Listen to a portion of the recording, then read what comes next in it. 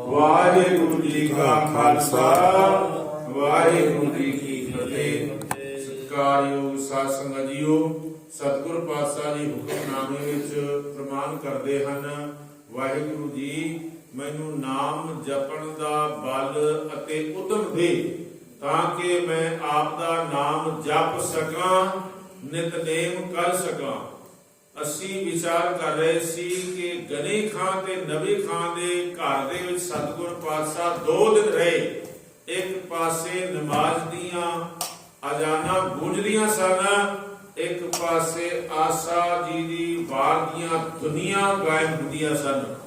ਇੱਕ ਪਾਸੇ ਨਮਾਜ਼ਾਂ ਪੜ੍ਹੀਆਂ ਜਾਂਦੀਆਂ ਸਨ, ਇੱਕ ਪਾਸੇ ਨਿਤਨੇਮ ਦੀਆਂ ਬਾਣੀਆਂ ਦੇ ਪਾਠ ਲਾਪੇ ਜਾਂਦੇ ਸਨ।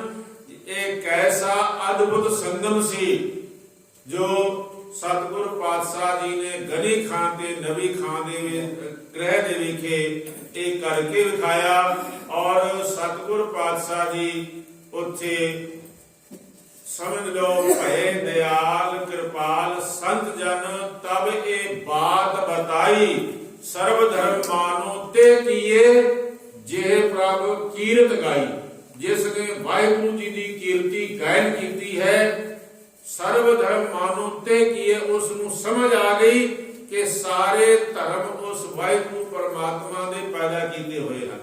ਸਰਬ ਸ਼ਬਦੰ ਏਕ ਸ਼ਬਦੰ ਜੇ ਕੋ ਜਾਣਸ ਭੇਵ, ਨਾਨਕ ਤਾ ਕਾ ਦਾਸ ਹੈ ਸੋਈ ਨਿਰੰਜਨ ਦੇਵ। ਜੋ ਇਸ ਵਿਚਾਰ ਨੂੰ ਸਮਝ ਲੈਂਦਾ ਹੈ ਉਸ ਦਾ ਪਾਤਸ਼ਾਹ ਕਹਿੰਦੇ ਨੇ ਮੈਂ ਦਾਸ ਆ, ਮੈਂ ਸੇਵਕ ਆ।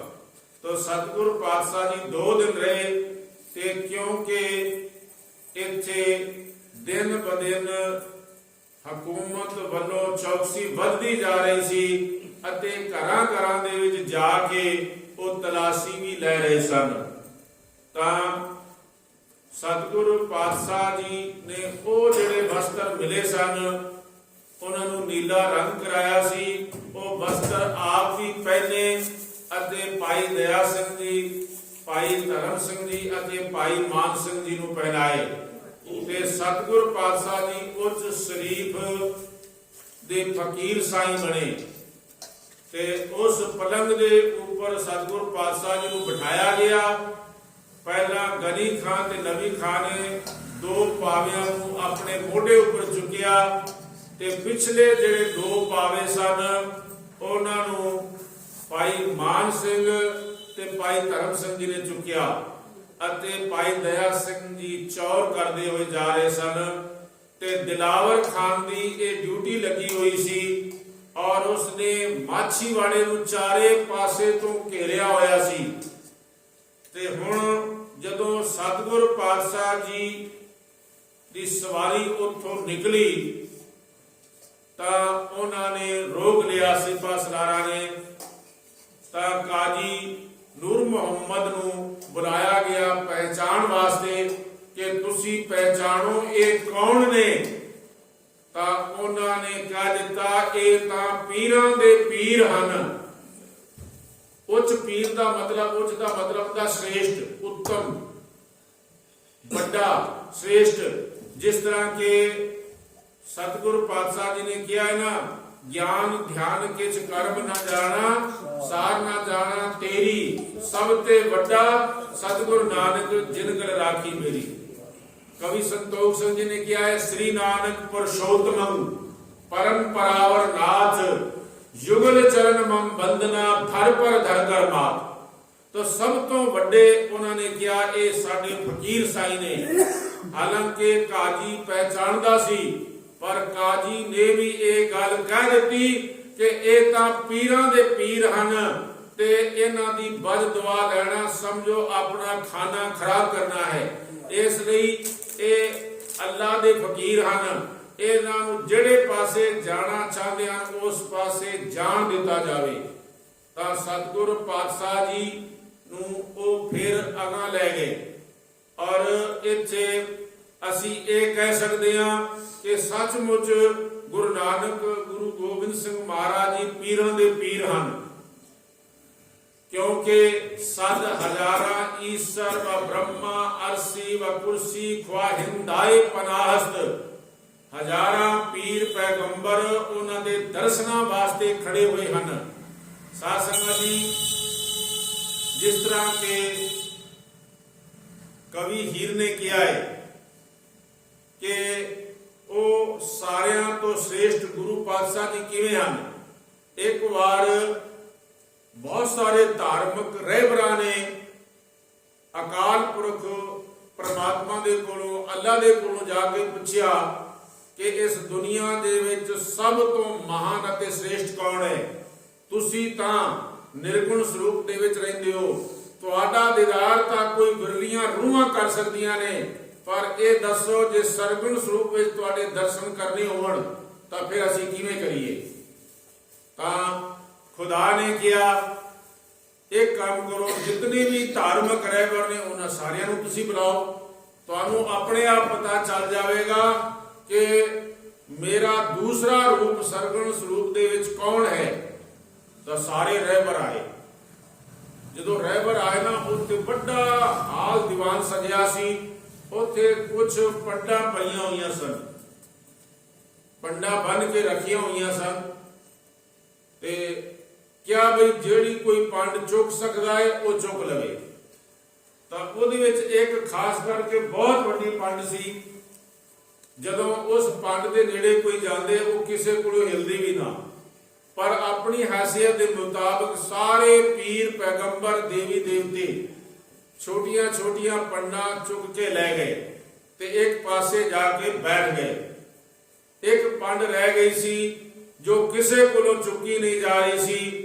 इतने नूं साहिबे कमाल गुरु गोबिंद सिंह साहब आए तां उन्हां ने पंड सहजे ही चुक लई अते चुक के एक पासे जाके बैठ गए।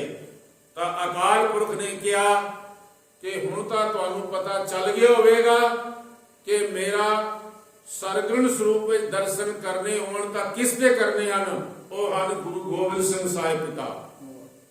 क्योंकि जितनी वड्डी जिम्मेवारी दी पंड इन्हां ने चकी है, इतनी वड्डी पंड होर कोई नहीं चक सकदा। क्योंकि वो पंड भारी है, वो भारी पंड तुहाडे किसे कोलों नहीं चुकी गई। क्योंकि इस पंड दे विच दुख ही दुख ने। जे संसारिक दृष्टि तो वेख्या जावे तां कि ये दुख नहीं है जो गुरु गोबिंद सिंह महाराज जी ने किले बनाए होण ते फौजां तैयार कीतियां होण, फिर इन्हां झूठियां बंदियां ने झूठियां कसमां खादियां होण ते गुरु गोबिंद सिंह साहिब पिता उन्हां दे धर्म दा सत्कार करदे होया आनंदपुर दा किला खाली कर देवण, फिर उन्हां दा परिवार विछड़ जावे, फिर एक एक करके वो शहीद हो जावन ते फिर भी हसदियां होया उस अकाल पुरख परमात्मा दा शुकराना करन ते सानू जीवन दी जाच सिखाउण। तां ये सब तो उच्चे ते सुचे हन, श्रेष्ठ हन। इसलिए इस धरती के ऊपर अगर सरगुण स्वरूप में दर्शन करने होण तां वो गुरु गोबिंद सिंह महाराज जी हैं। उत्थे कवि हीर जी ने किया है, हंस राम जी ने इस तरह के लफज कहे ने, कायम कुबेर सात सायर सुमेर जौलो कीर्त करन की करन अवगा भी, पन्नंग परबल कोमी के पार पारथ को जौलो पुरकार सराह भी, जो लो शिव सरता सो कवि हंस राम कहे, राम रावण को रामायण चाह भी, जो लो ध्रुव धर्म तरन तेज राजे जग, तो लो श्री गुरु गोबिंद सिंह साहिब तेरे शीश साहिबी। जदों तक एक ग्रह नक्षत्र तारे ने, जदों तक जमीन अते आसमान है, उदों तक एक गुरु गोबिंद सिंह महाराज तेरे शीश दे ऊपर ए ताज शोभेगा, ताज चंगा लगेगा। तुसी ही दुनिया दे सरमौर रहबर इस दुनिया दे विच हो। तां ये गल दुनिया दे विद्वान भी कहते ने अते दुनिया दा फलसफा भी कहता है, दुनिया दा ज्ञान भी कहता है। तो इसलिए एक कवि ने क्या है, पीरन के पीर मैंने देखे हैं गुरु गोबिंद सिंह, वलियों के वली और नबियों के नबी थे। गाजियों के गाजी बड़े, वीरन के वीर बड़े, हठियों के हठी बड़े, बलियों के बली थे। जंग के जितइये पारे, तेग के चलइये बहुत, रण खेत जाके मचाते वो तरथली थे। मुक्ति के दानी वो ज्ञानी सब लोगन से, दुखियों के दुख वो मिटाते भांत पली से। हिंदुओं के राम और बोधियों के बुद्ध भी थे, खालसे के गुरु और मोमनों के वली थे। हिंदू और आदमी औरत मिल फूल बरसाते, गुरु जाते जिस गली से। बोले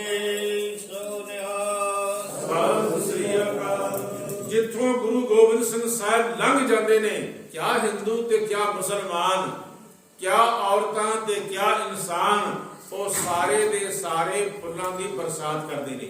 ਭਾਵ ਜਿਨ੍ਹਾਂ ਦੇ ਹਿਰਦੇ ਦੇ ਵਿੱਚ ਸੱਚ ਦੀ ਨਿੱਕੀ ਜੀ ਕਿਰਨ ਵੀ ਆ ਗਈ ਏ, ਉਹ ਸਮਝ ਗਿਆ ਏ ਔਰ ਉਹ ਪੁਕਾਰ ਉੱਠਿਆ ਏ ਕਿ ਜਿਸ ਅੱਲਾ ਦੀ ਇਬਾਦਤ ਮੈਂ ਕਰਦਾ ਹਾਂ ਉਹ ਅੱਲਾ ਤੇ ਇਹ ਗੁਰੂ ਗੋਬਿੰਦ ਸਿੰਘ ਮਹਾਰਾਜ ਜੀ ਹਨ। ਤੋ ਸਾਧ ਸੰਗਤ ਜੀ, ਇਸ ਤਰ੍ਹਾਂ ਗਨੀ ਖਾਨ ਤੇ ਨਬੀ ਖਾਨ ਲੈ ਕੇ ਚੱਲੇ ਨੇ। ਗੁਰੂ ਗੋਬਿੰਦ ਸਿੰਘ ਮਹਾਰਾਜ ਜੀ ਉੱਚ ਸ਼ਰੀਫ ਦੇ ਪੀਰ ਬਣ ਕੇ ਚੱਲੇ ਨੇ ਤੇ ਸਤਿਗੁਰ ਪਾਤਸ਼ਾਹ ਜੀ ਨੂੰ ਉਹਨਾਂ ਨੇ ਆਲਮਗੀਰ ਤੱਕ ਲੈ ਗਏ ਤੇ ਸਤਿਗੁਰ ਪਾਤਸ਼ਾਹ ਜੀ ਨੇ ਉਹਨਾਂ ਨੂੰ ਅਸੀਸਾਂ ਦਿੱਤੀਆਂ ਔਰ ਕਿਹਾ ਕਿ ਤੁਸੀਂ ਸਾਡੇ ਪੁੱਤ ਹੋ। ਉਹਨਾਂ ਨੇ ਕਦੀ ਕਿਸੇ ਨਾਲ ਫਰਕ ਨਹੀਂ ਕੀਤਾ। ਸਾਧ ਸੰਗਤ ਜੀ, ਇਹ ਸੇਵਾ ਉਹਨਾਂ ਦੇ ਹਿੱਸੇ ਵਿੱਚ ਕਿਉਂ ਆਈ? ਕਿਉਂਕਿ ਗੁਲਾਬਾਂ ਤੇ ਪੰਜਾਬਾ ਡਰ ਗਏ ਸੀ। ਉਹਨਾਂ ਨੇ ਹੱਥ ਜੋੜ ਕੇ ਕਿਹਾ ਤੁਸੀਂ ਸਾਡੇ ਘਰ ਦੇ ਵਿੱਚੋਂ ਚਲੇ ਜਾਓ। ਪਰ ਇਹਨਾਂ ਨੇ ਹੱਥ ਜੋੜ ਕੇ ਬੇਨਤੀ ਕੀਤੀ, ਸੱਚੇ ਪਾਤਸ਼ਾਹ ਸਾਨੂੰ ਸੇਵਾ ਦਾ ਮੌਕਾ ਦਿਓ।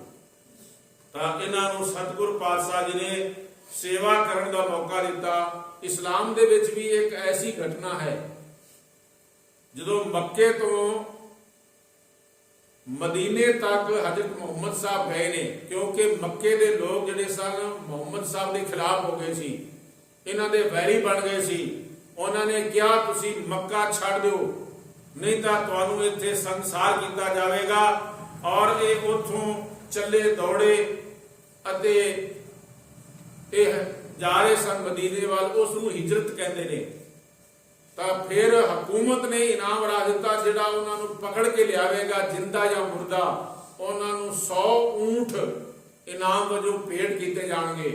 ਤਾਂ ਫਰਾਖਾ ਨਾਮ ਦਾ ਇੱਕ ਬੰਦਾ ਜੋ ਲਾਲਚ ਵਸ, ਜਿਵੇਂ ਇੱਧਰ ਗੰਗੂ ਲਾਲਚ ਦੇ ਵਿੱਚ ਆ ਗਿਆ, ਇਹ ਉਧਰ ਫਰਾਖਾ ਨਾਮ ਦਾ ਬੰਦਾ ਜੋ ਲਾਲਚ ਦੇ ਵਿੱਚ ਆ ਗਿਆ, ਉਸ ਨੇ ਬੜਾ ਤੇਜ਼ ਦੌੜਾਕ ਘੋੜਾ ਲੈ ਕੇ ਤੇ ਉੱਥੇ ਜਾ ਪਹੁੰਚਿਆ ਤੇ ਉੱਥੇ ਪੁੱਛਦਾ ਏ ਜਿੱਥੇ ਹਜ਼ਰਤ ਮੁਹੰਮਦ ਸਾਹਿਬ ਖੜੇ ਸਨ ਤੇ ਨਬੀ ਜੋ ਨਾਲ ਸੀ ਉਸ ਨੂੰ ਪੁੱਛਿਆ, ਬਈ ਤੁਸੀਂ ਹਜ਼ਰਤ ਮੁਹੰਮਦ ਸਾਹਿਬ ਨੂੰ ਦੇਖਿਆ?